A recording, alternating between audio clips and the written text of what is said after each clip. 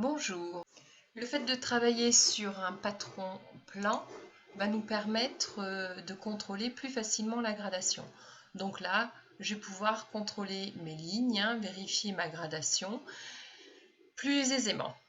Donc, une fois que ma gradation est contrôlée, je vais pouvoir extraire chaque pièce. Et là, par contre, pour les extraire, je ne fais plus subir de modification de volume à mes pièces. Donc, il va falloir extraire avec le menu F4 avec dépendance. Et ça, c'est très important pour pouvoir travailler uniquement sur cette pièce blanche. Et comme ça, toutes les pièces bleues pourront suivre. Donc, j'extrais chaque élément avec dépendance. Alors pour voir si les pièces ont bien été extraites avec dépendance, on peut faire patron plan et on revoit et ça permet de voir de quel patron plan elles dépendent. Donc après là les lignes ne se verront pas, pour voir ce qui va vraiment sortir, il suffit de faire partie découpée et on voit ce qui sort. Donc bien sûr on n'oublie pas de rajouter les droits fils dans chacun des éléments. Donc là, pareil, quand on a des découpes, ce qui est intéressant aussi de mettre, ce sont l'écran. Alors, on peut mettre d'écran de montage pour pouvoir repérer, les éléments. Donc, l'écran de montage pour pouvoir les voir après sur les autres pièces. Il suffit de faire patron plan. Et par exemple, celui-ci, vous avez vu, en partie découpée, il n'apparaîtra pas à l'impression. Si on veut qu'il apparaisse, il faut faire patron plan. On vient dans le menu F4 et on va faire importer pièce. Donc importer pièce, c'est celui-ci. On clique dessus et si j'enlève patron plan, je retrouve bien mon petit point. Alors des fois, il faut remettre le petit C dessus. Voilà, il faut cliquer bien sur l'écran. Clique sur l'écran. Là. Et voilà, quand il ne prend pas. Importer. Voilà. Faut pas hésiter à faire des zooms. Et là, si je contrôle à l'impression, j'aurai bien mon cran. À l'inverse, si je ne voulais pas, je pourrais faire exporter pièce. Et là, du coup, je pourrais travailler uniquement sur mon patron plan pour mettre les valeurs de couture, etc. Pour l'industrialisation, après, ça sera beaucoup plus facile. Voilà, fin de la vidéo. Sur cette vidéo, nous allons voir comment faire une transformation de corsage pour femmes avec le déplacement de la pince poitrine. Pour cela, je vais vous faire la démo sur l'exemple de ce corsage là, le devant 1. On appellera d'ailleurs le fichier de base, on le renommera par CORS1 suivi des 3 premières lettres de votre nom de famille. Pour ce corsage, il faut se poser la première question qui est « Où est ma pince poitrine ?» Ma pince poitrine, elle a été déplacée ici, dans l'emmanchure. Donc, la première chose à faire, c'est de déplacer la pince poitrine, puisque là, on l'a à l'épaule et il faut la déplacer à l'emmanchure. Pour cela, on va déterminer par un point où nous voulons cette pince poitrine. Donc, on va utiliser dans le menu F1 le point développer. Je le positionne. Alors, sur les transformations, ça se fait voilà, à vue d'œil, par proportion. Donc, je vais le positionner ici. Et après, je vais aller dans le menu F5, rotation de pince. Alors, si des fois, vous ne savez plus comment on utilise les outils, vous avez ici un petit menu aide. Et si vous cliquez sur rotation de la pince, vous avez ici toute l'explication pour le déplacement de la pince. Donc, toute la démarche dans ce menu aide. Donc, ici, je sélectionne rotation de la pince. Je vais vérifier aussi si garder le fini est coché. En fait, garder le fini correspond en fait aux valeurs, si jamais ma pièce a des valeurs de couture, ça conservera les valeurs de couture, toutes les caractéristiques qu'il y avait au départ. Si je le décoche, les valeurs de couture, elles vont disparaître. En fait, votre pièce, elle sera valeur de couture comprise. Donc, il faut vraiment que ça se soit coché. Donc, je coche. Et suivant aussi dans l'ordre où je vais faire ma rotation de la pince, ça peut aussi pivoter ma pièce.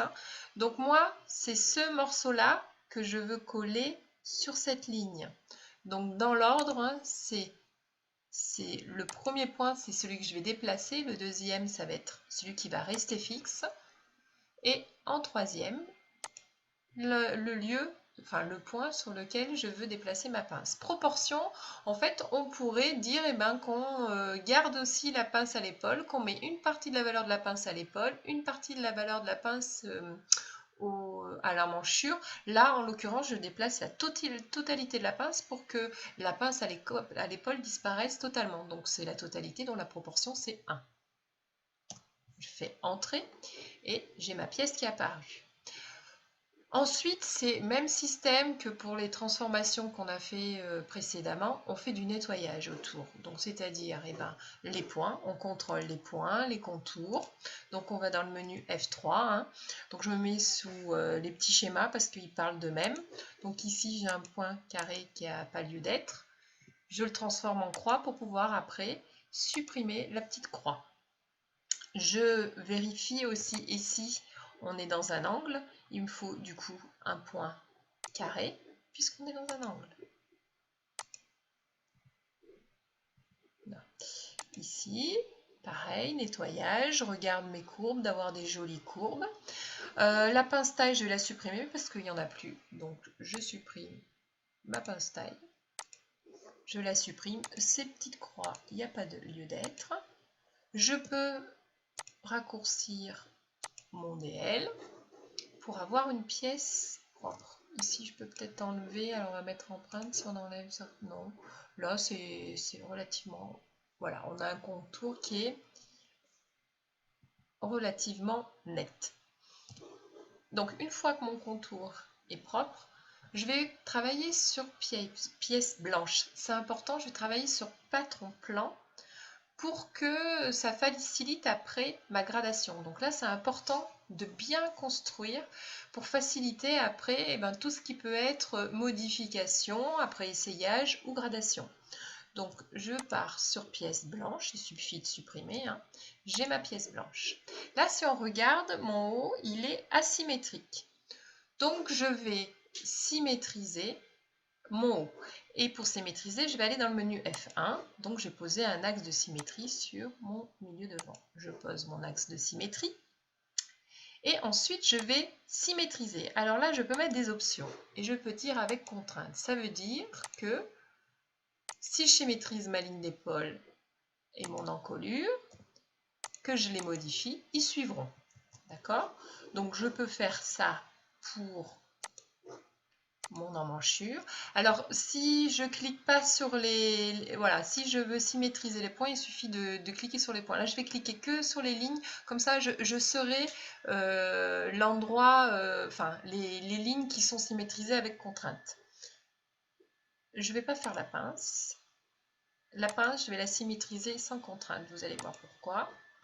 Ça, on peut faire un petit peu de nettoyage. Et ma pince, je vais choisir de la symétriser sans contrainte pour pouvoir un petit peu modifier ici pour avoir des jolies lignes. Donc, je la symétrise sans contrainte. Vous allez voir la différence. Voilà. Quand je symétrise avec contrainte, je clique que sur mes lignes et je ne vois pas les points.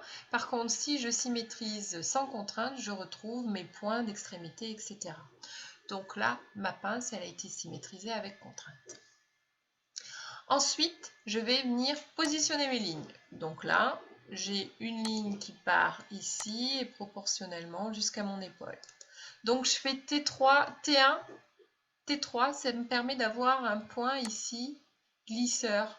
Et les points glisseurs, surtout pour des découpes comme ça un peu décoratifs, c'est plus facile à déplacer.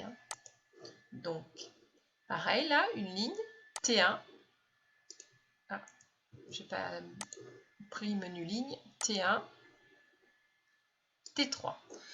Alors là, mes lignes, là, si je veux que ça soit bien parallèle, il va falloir que je modifie ma courbe. Alors, je vais mettre empreinte dessous pour qu'on voit quand même les modifications. Il suffit de faire petit r. Et là, j'ai le droit, sur les pinces poitrine, on a le droit de déplacer mon point de poitrine, mais sur un rayon de 2 cm, pas plus, hein, pour avoir des jolies lignes. Alors là, mon point, j'arrive pas à avoir ma pince totale parce qu'il faut que j'accroche mes points. Donc ici, je vais accrocher les points pour pouvoir suivre, voilà, l'ensemble. Et visuellement, avoir de jolies lignes. Voilà.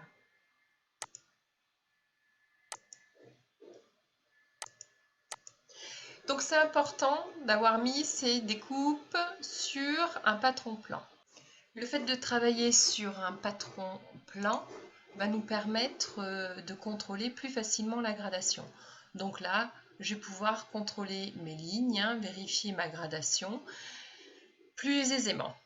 Donc, une fois que ma gradation est contrôlée, je vais pouvoir extraire chaque pièce. Et là, par contre, pour les extraire, je ne fais plus subir de modification de volume à mes pièces. Donc, il va falloir extraire avec le menu F4, hein, avec dépendance. Et ça, c'est très important pour pouvoir travailler uniquement sur cette pièce blanche. Et comme ça, toutes les pièces bleues pourront suivre.